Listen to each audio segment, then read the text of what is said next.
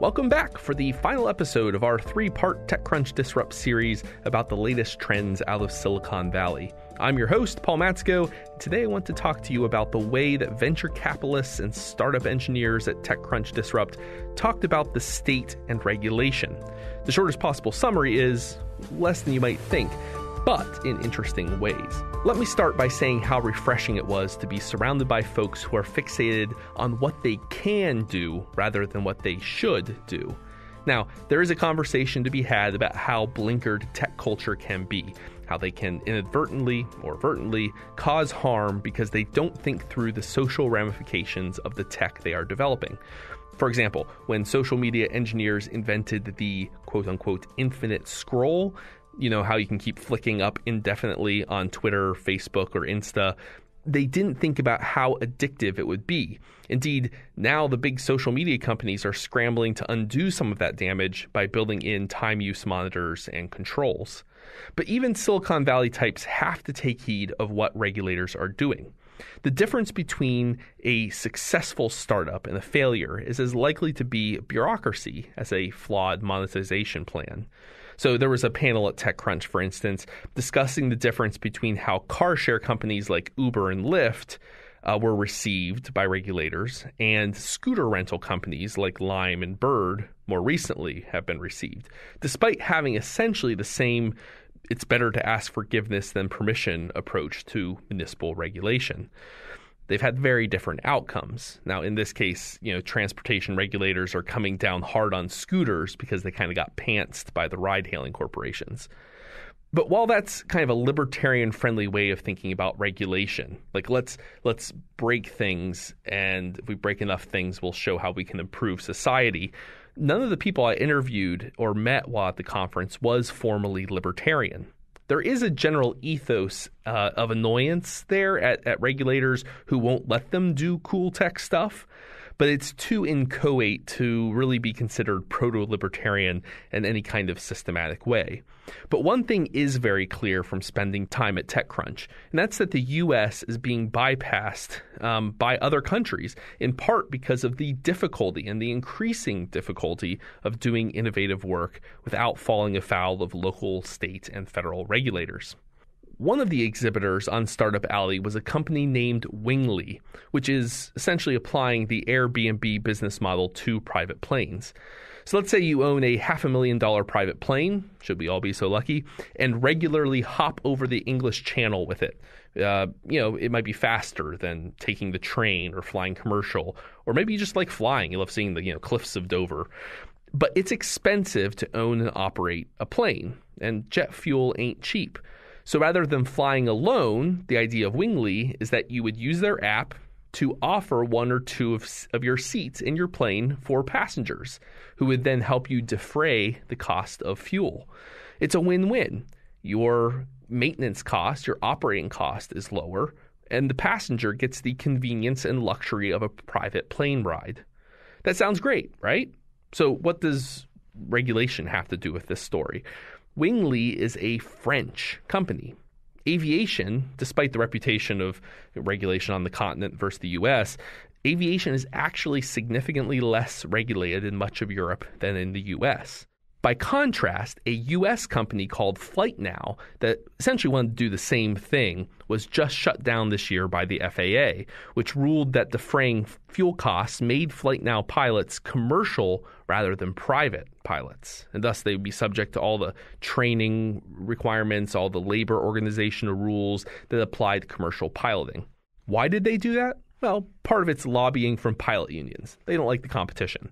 But also because if there's one thing that bureaucracies abhor, it's risk of any kind. They don't want passengers taking the risks involved in flying on a private plane, which are real. You are more likely to die in a crash on a private plane than you are on a commercial flight. At the same time, that risk, while it's larger, is not as large as dying in a car crash 1 mile from your home.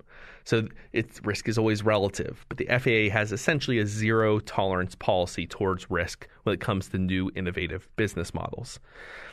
Now, at the end of the day, flight sharing is a relatively niche consumer audience. We're essentially making access to private plane rides accessible to the upper middle class and not just the upper class. and it's an incremental upgrade. But on the other hand, there is a developing niche that falls under transportation regulation that has the potential to transform the lives of everyone, regardless of income or ownership. I'm talking here of autonomous vehicles. And they're coming very, very soon. I mean, in fact, depending on what you count, they're already here, in the sense that most of us, if we buy a new car or buying a car that parks itself, it does its own cruise control. It has emergency braking if we can't stop quickly enough on our own. And features like that are becoming the new standard for vehicles. That's what's called level 2 automation on a level 5 scale. They're all techs that assist a human driver who's still responsible to keep their hands on the wheel and their eyes looking out the windows at all time. But levels 3 to 5 all involve increasing levels of driver-free automation, with level 5 being a car that has no steering wheel at all. Our next interview is with a autonomous car company called Byton, which is developing a level 3 car with hopes for a level 4 car in the near future. Listen in. I'm here with Florian Bauer, who's the head of product management for a car manufacturer called Byton.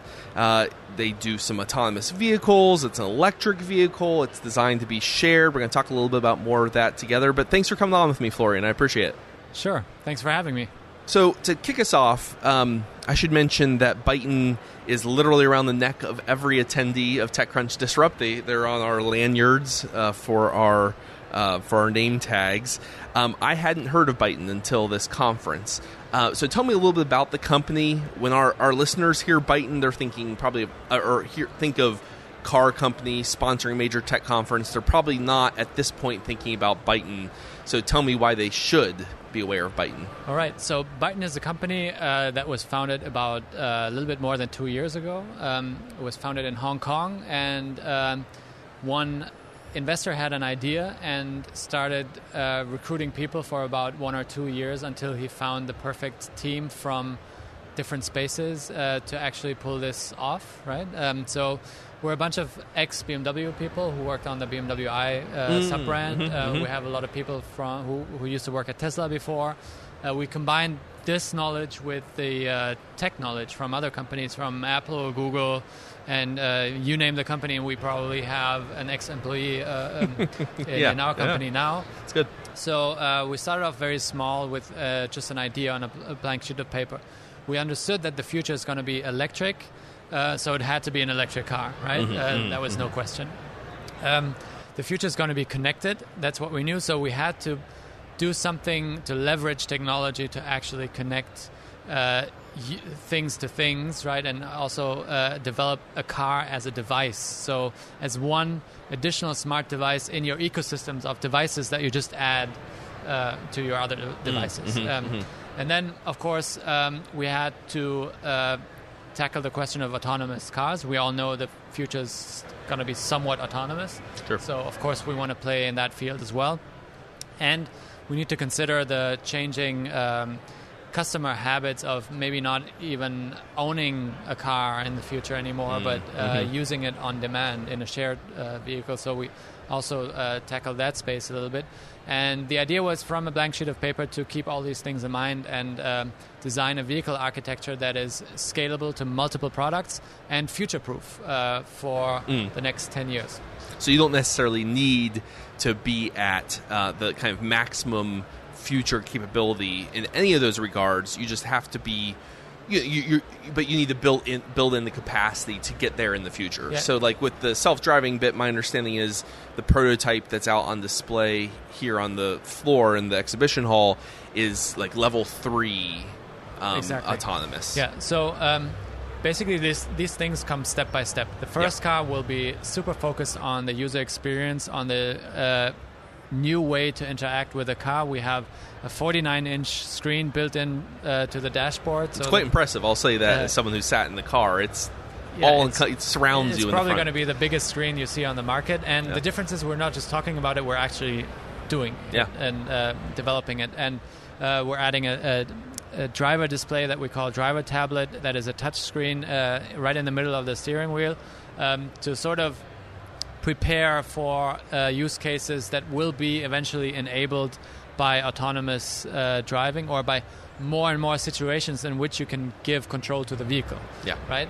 So the goal is to develop everything with the future in mind. So we're not dependent on autonomous driving. You can still drive the car yourself. It still has a steering wheel because the risk would just be too high that at some point it's a legal issue and you can't offer the car because it doesn't have a steering wheel. Right. The screen offers you endless opportunities for services based on your personal profile that you bring to the car. It recognizes you with a facial recognition camera. It knows exactly what seat you're taking to bring your content onto your screen or your area of the screen that is most convenient to you. Which, as both of us as parents of young children will appreciate. Exactly. You can just send something to the back and make sure they are... They're happy. Yeah, that's right. Number one priority for every parent driving. Or quiet. One of the two. Right. Ideally both. Yeah. So advanced levels of autonomous driving will enable more and more use cases for the content on these screens. And the goal is that the user interface will just grow with these use cases and not have to be rethought after level 4 and level 5 will come.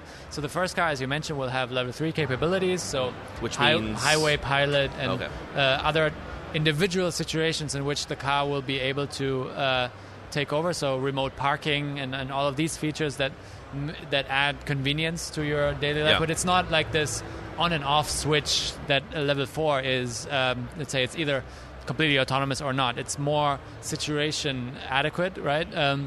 Also in line with the legal requirements that you have to fulfill in all the markets. Then the second car, we're developing on the same platform, by the way, is equipped with level 4 technology. We're partnering with a company called Aurora in this space. Okay. So Aurora was founded by... let's say the head of Google's activities in the self-driving space, teaming up with the person at Tesla and the person at Uber who developed autonomous driving technology there, and they created their own company, and they provide the hardware and the algorithm, and we act as the vehicle integration company for them to be able to hand in hand be quick to market, because one thing is the system and another thing is the application on each car that is different. Right. Because every car has different geometries and different is engineered differently. So the same system might work differently or needs to be adjusted for every car, and we need to bring some of that integration knowledge to this partnership to get some traction and speed to the development. No, that makes sense. So that there we have the user display, we have the software of the car, which I imagine, again, you can push updates remotely, wirelessly, or which is something that other companies are doing as well. Now, is there any concern with having a big dashboard display like that? I know this, again, isn't unique to Byton, but is there concern about viewer attention, that folks looking at their screens rather than... How is there a system for discouraging that? So the first thing I can say there is that the screen is not impacting your field of vision. That was the number one importance for us in the design of the car. So we moved the dashboard as low as possible to move the screen down as low as possible. So the top of the screen is actually at the same height as your windshield wipers, so it's not impacting your field of vision. And then when it comes to driver distraction, of course we will not be able to allow moving images in a driving situation at first. We're looking at different opportunities to to put additional coding on the screen, for example, to enable the passenger to enjoy some of the video content while a driver is still driving. But again, the hardware setup is ready for autonomous driving. Autonomous driving might not keep up the pace, right? But when it's there, the car is already perfectly designed for that. And you still have a lot of content that you can display on that 49-inch screen without being too distracting. The main goal should be to reduce the number of inputs you have to give to the system. So the more you share with the vehicle, the more data, the more it knows about you, and the more it can anticipate what you want to do next. So we can prompt you messages, and you just have to say yes or no. Right. Either using a hand gesture with the gesture control cameras, or in your driver tablet, just have a touch button, say yes or no, right? And the more you use the car and the more the car learns about you, the better these suggestions will get. So actually, in terms of the usage of the car, we're already, let's say, we're already quite certain that it will be more intuitive and less distracting than finding a button somewhere hidden in some sub-menu or so. Yeah. Oh, yeah. But then when it comes to content, of course, we're very careful as to which functions and features and services and products we actually enable in a driving situation, and which ones do we actually disable when the car is driving and only allow in a heavy traffic situation, or when you're having a quick charging stop, right? And you can charge the car up to 80% in about 30 minutes. That's enough time to watch an episode of your favorite Netflix show, for example, right? And it's much more convenient than using your tiny little iPhone screen or smartphone screen, not to mention any brands. Right? But it's smart enough to know that it's you're parked, so you're not. It's no danger to the. Yeah, right. Yeah. Is there? I mean, if there's facial recognition software and driver cameras, can it tell if you're falling asleep? Does it track eye movement and eyelids? So that's called a driver monitoring system. We need that for certain functions in autonomous driving that still require the driver's attention legally. Right. So we have to track your attention, and we're further developing new functions and features around that topic to also contextually be able to display some information on the screen, or even get around today's legislation in the future potentially, right? For example, imagine you could have the passenger watch a movie and keep track of the driver's attention, and if the driver looks at the movie content, you just warn him to not do it anymore, or you just turn it off, right? So we're playing around a lot with these, let's say, use cases that might enable more features without being dangerous, right? Safety is the number one concern, and of course we want to comply with all the legal requirements in all markets, but we also want to help shape legislation in the future to make sure that legislation will keep up with all the technology development in this highly regulated automotive space that slows down innovation a lot. We'll get to the kind of regulatory angle here, I think, in a minute. But first, so we've talked electric, we've talked AV, we've talked about the screens, we've talked about the cargo a bit. How are you looking to build car sharing into Byton now? So the car is potentially a preferred solution for an Uber driver or a Didi driver in China, or a Lyft driver, right? Because you can make every Byton, or you could turn every Byton into your Byton by just bringing your face, right? So it doesn't matter if it's my car or your car. You sit in your seat, whatever it is, the driver's seat or the rear right seat, right? And you bring all your content there. Cool. So it could potentially be a preferred choice for a user to take me as an Uber driver with a Byton car, because you can be more productive, you can be entertained, you can continue whatever you were doing outside of the car in the car. It knows that you're in season 2 of whatever. And exactly. The third episode kicks on for you while your Uber driver's tearing you around. Or we have this selfie camera there, so you could record your important presentation that you're about to have and play it back to you, and there's so many different use cases that make you be more productive, or whatever you require in that certain situation. And we treat every passenger as relevant as the driver. Okay, so the experience on every seat is the same, and this is also one aspect that prepares us for the shared bit of mobility. Is even in a car with 3 strangers, you would still have your own zone and your own seat with your content, and basically make it your car, and you're not you're sharing it, but you still have your own space, right? And we're already thinking about the second and the third car, and we have a lot more to share in the next 12 months. What's the time frame for? Like, I see the prototype out here from the website. There's another model, another variant for like 2022. Yeah. So this one on the floor out here, when are you expecting that to be in production? So we're kicking off production end of next year for the China market first, and then 6 months later we'll bring it to the US. So by mid-2020 you'll be able to get it here. And another 3-4 months later, we'll bring it to Europe as well. And then 18 months after the start of production of the first car, we'll release our second car, which is a sedan concept. We call it K-Byte, and the SUV is M-Byte. Also priced very similarly and derived from the same platform.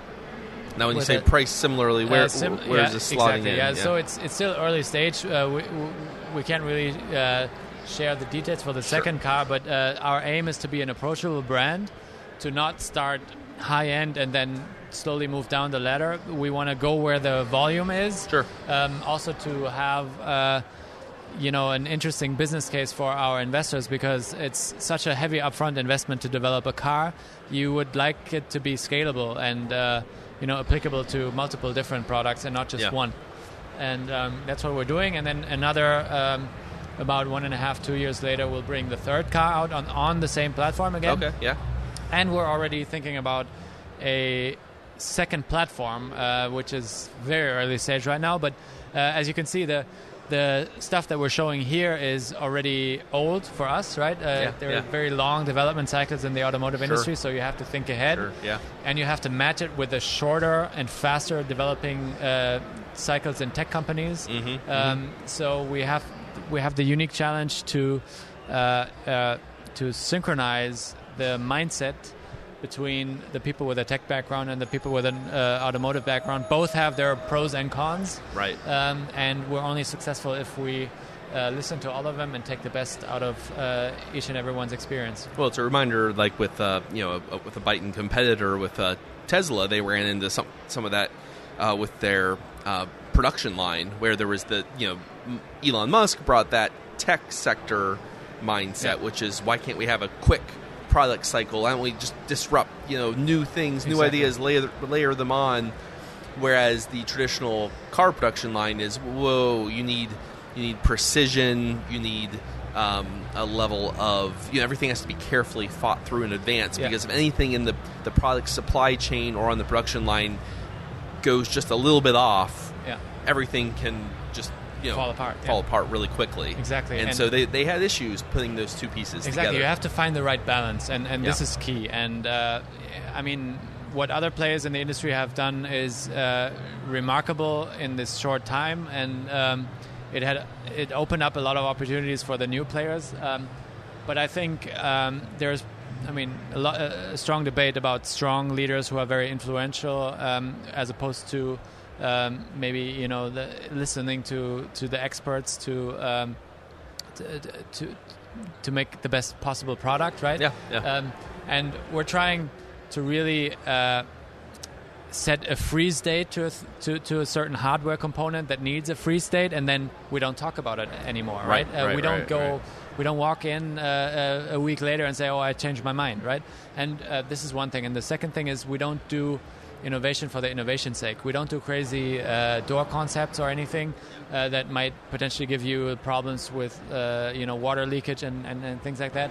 We use all of that knowledge from the more boring automotive world, and then we focus our attention on where the faster cycles actually allow us to be innovative and to keep the product fresh. And this is connectivity, and this is the user experience. That is much more valued by the consumer than an incremental tenth of a second acceleration improvement, or a unique door concept that only you have invented. So we're taking a lot of off-the-shelf components that have proven to be safe and also accepted in the market. There's a supply chain for it. It's all it's all there, and it's all optimized in terms of cost, so that we can position the car at an accessible price point too. Nice. So we can't go too crazy, but we want to go crazy where the customer expects us to. And I think you can see a lot of this here in our first M-Byte concept. Yeah, no, it's an impressive prototype. So, I mean, I look forward to seeing it on the roads or on the lots come 2020. One more thing I was going to ask about during a panel yesterday. I think it was a robotics panel on the main stage. They ended the session by asking, and make sure I get the criteria right here. At what point do you think level 5 vehicles, so level 5 automation, like full, no hands-on, no steering wheel, nothing, will be at least 10% of the vehicles, consumer vehicles on the road? And the panelists ranged anywhere from 10 years at the lower limit to 30 years at the upper limit. But notably, two of them mentioned 10 to 15 years, but in China first. Now Byton has some China roots. You're coming out with the first car in China first. From your perspective, why does coming out in China first make a lot of sense? What role does China play in the AV space more generally? And then, do you think that those are what would your estimate be? Your answer to that question? Okay, there's a lot of lots going on there. Different elements in this question. So first of all, the electric vehicle market in China is twice the size of the electric vehicle market in the US and Europe combined. So this is why we have to absolutely be quick to market there to capture some of that market share before it takes off without us. Right? Yeah, sure. Of course, the US is a very important market too, so we don't want to have too much time in between. But then shifting to autonomous driving, I think when China and the Chinese government is committed to something, they actually do everything to achieve that target. They did it with electric vehicles. They took it very seriously. They started subsidizing a lot of companies, and in the beginning, they were only very cheap players popping out. But now we have more and more technology-focused companies as our competitors out of China already. That will first hit the Chinese market, and some of them are also planning to go global. I think China has understood that you can only survive as a global company, so you have to go where the talent is. We're going to Germany for vehicle design because the design infrastructure is best in Central Europe. We're going for tech development and serial development of our first car to the Bay Area because that's where you find the best people for that space. And we're going to China for manufacturing because that's where you get the best opportunities and the talent to actually get the best quality in production. My previous company, BMW, has the most advanced factory in China and not in Germany. So you have to go where the talent is. And China is very open to the collaboration and appreciative of the global talent that comes in. And I think this is a major difference to my home country, Germany, but also to what I see here in the U.S., is that other areas in the world are getting more and more protective of what they have, while China is opening up more and at the same time gaining speed. And I think if you have that mentality of not being able to do the stuff alone, you have to partner with the best. And it doesn't matter whether they're in Scandinavia, whether they're in Antarctica or in the Bay Area or in China, right? You just have to go there and convince the best people to work with you and collaborate on the best possible solution for the consumer. So with consumer relevance, right? Not just for the technology's sake. And I think that's best understood in China right now. And of course, you have 1.3, 1.4 billion customers potentially. Market. So it's a huge market in itself. So there's a lot of money for subsidizing and incentivizing companies to build up their R&D or production facilities in cities that have been super small in the past 100 years and now are growing at a rapid pace, overtaking major European cities already in 2-3 years' time. And they already start building cities with full connectivity of, everything is connected, like Internet of Things and stuff. Right. So they're building cities from scratch. They're building the infrastructure, in there. ready for autonomous driving, and this is why you'll see the autonomous driving space will grow in these areas with these cities. And I think that's the unique bit about China. China is still very hungry. You walk around in the Bay Area, everyone has already collected enough stock options. I mean, I'm exaggerating a little bit, but it's the general vibe that you feel in the Bay Area. There's contentment Exactly, sense, and people are more focused on their work-life balance here, and then you go to China, and people might not have the skill in every discipline yet, but they're hungry, and they're hardworking, and they're committed, and they're listening, and they're appreciative of, as I said, of the expert knowledge that you bring. They're no longer here to copy; they're now here to really think about solving real problems and how to bring an existing product or an existing service to the next level. And I think it's super enjoyable to work in this global setup with the best people from anywhere in the world. And I hope I answered. I think all three of them. I threw a bunch at you all at the same time. Well, and I think one of your fellow Byton representatives mentioned that there were some 400 plus AV companies or adjacent companies operating in China right now. I mean, it's the single biggest locus of AV development. I mean, so it's kind of truly remarkable what's going on over there. There was actually a really good. We did an episode for Building Tomorrow for this podcast about the transformation of China and the ways in which the country is leapfrogging the U.S. I mean, the tech adoption rates on everything from digital payment systems to, it's just drone deliveries. Exactly. They didn't have PCs for a long time, but now they do mobile payments in every let's say segment of the society. Right? Yeah. It's truly remarkable. Well. Florian, thank you so much for taking the time to talk to me, and I think our listeners will understand a lot more about what Byton's doing and a little more about the AV space. So thanks for your time. And please tell your users or listeners to download the Byton app. It's free, and they can bring our M-Byte concept into their living room if they have a dual camera phone, because we have an augmented reality feature on our app. And if you want, you can already sign up and get more information, get invitations for our upcoming events in your area, and stay tuned. Great. Thank you so much. As you listen to this interview, you might have been thinking of episode 9 of Building Tomorrow, Is China Beating the U.S. at Innovation? We recorded that episode prior to TechCrunch, but everything I saw at this conference confirmed that, yes, indeed, China is in pole position to be the site of the next autonomous vehicle-style Silicon Valley. Now, even though there's always the chance that the authoritarian central government could shoot itself in its economic foot, tech startups that do have the favor of the Communist Party on their side can innovate mostly free from regulation. And they don't have to deal with the welter of regulatory bodies that a startup has to in the United States, from the San Francisco City Council deciding they don't like scooters or the Federal Aeronautics Administration deciding they don't like flight sharing. And that's it for this week. In fact, that's it for our TechCrunch Disrupt series of episodes. Thank you for listening, and until next week, be well. Building Tomorrow is produced by Tess Terrible. If you enjoy our show, please rate, review, and subscribe to us on iTunes or wherever you get your podcasts. To learn about Building Tomorrow or to discover other great podcasts, visit us on the web at libertarianism.org.